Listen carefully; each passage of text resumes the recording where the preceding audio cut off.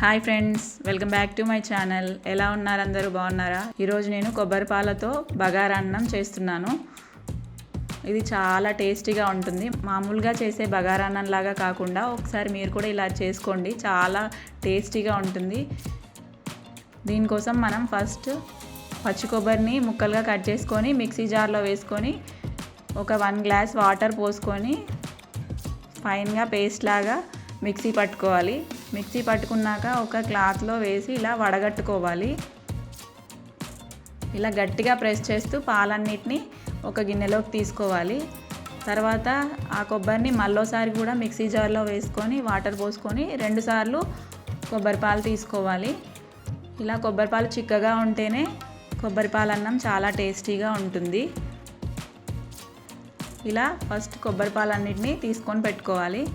తర్వాత స్టవ్ పైన ఒక గిన్నె పెట్టుకొని దాంట్లో ఒక 2 టేబుల్ స్పూన్స్ ఆయిల్ వేసుకొని దాంట్లో బగారా మసాలాలన్నీ వేసుకోవాలి. ఇవి కొంచెం సేపు ఫ్రై అయిన తర్వాత సన్నగా కట్ చేసి పెట్టుకున్న ఆనియన్ ముక్కలు అలాగే కొత్తిమీర పుదీనా కూడా వేసుకోవాలి. ఇవన్నీ వేసుకొని బాగా ఫ్రై చేసుకోవాలి. అలాగే కారానికి తగినట్టుగా ఒక 4-5 పచ్చిమిర్చీలు కూడా వేసుకోవాలి. ఈ కొబ్బరి పాలన్నం కొంచెం తీయగానే ఉంటుంది.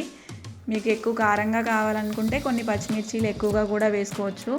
కానీ కొబ్బరి పాలన్నం కమ్మగా ఉంటుంది కాబట్టి ఎక్కువ వేసుకోవద్దు. ఇప్పుడు ఇవన్నీ బాగా ఫ్రై అయిన తర్వాత అల్లం వెల్లుల్లి పేస్ట్ వేసుకోవాలి. అల్లం వెల్లుల్లి పేస్ట్ కూడా కొంచెమే వేసుకోవాలి, ఎందుకంటే ఇది కొబ్బరి పాల ఫ్లేవర్ని డామినేట్ చేస్తుంది. ఇప్పుడు మనం రైస్ని ఒక 1 అవర్ నానబెట్టుకొని పెట్టుకోవాలి. నేను 4 కప్పుల రైస్ని తీసుకున్నాను. ఒక 1 అవర్ ముందే నానబెట్టి పెట్టుకున్నాను. ఇలా నానబెట్టిన రైస్ని వేసుకొని ఒక 2 మినిట్స్ ఫ్రై చేసుకోవాలి.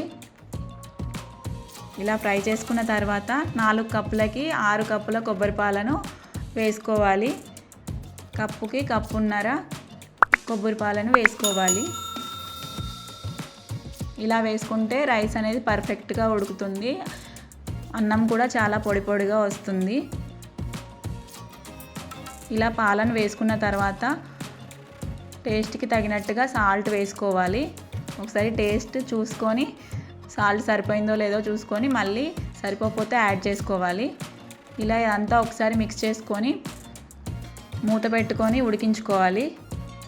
మధ్యలో ఒకసారి ఇలా కలుపుకోవాలి. అన్నం ఆల్మోస్ట్ ఉడికిపోయింది అనుకునే టైంలో స్టవ్ని సిమ్లో పెట్టుకొని ఉడికించుకోవాలి. చూసారుగా బాగా ఉడికిపోయింది. ఇలా ఉడికిన తర్వాత అన్నాన్ని ఎక్కువ కదిలించకూడదు. ఒక 15 మినిట్స్ దానికి రెస్ట్ ఇవ్వాలి. తర్వాతనే అన్నాన్ని మిక్స్ చేసుకోవాలి. ఇలా మిక్స్ చేసుకున్న తర్వాత దీన్ని వేడివేడిగా నాన్ వెజ్ తినే వాళ్ళు అయితే చికెన్ మటన్తో కానీ సర్వ్ చేసుకోవచ్చు, లేదా ఏ వెజిటేబుల్ కర్రీతోనైనా చాలా టేస్టీగా ఉంటుంది. ఒకసారి మీరు కూడా ట్రై చేసి చూడండి. చాలా టేస్టీగా ఉంటుంది, చాలా కమ్మగా ఉంటుంది. ఈ వీడియో కనుక మీకు నచ్చినట్టయితే లైక్ చేయండి. ఇలాంటి మరిన్ని వీడియోల కోసం మన ఛానల్ని సబ్స్క్రైబ్ చేసుకోండి. Thank you for watching.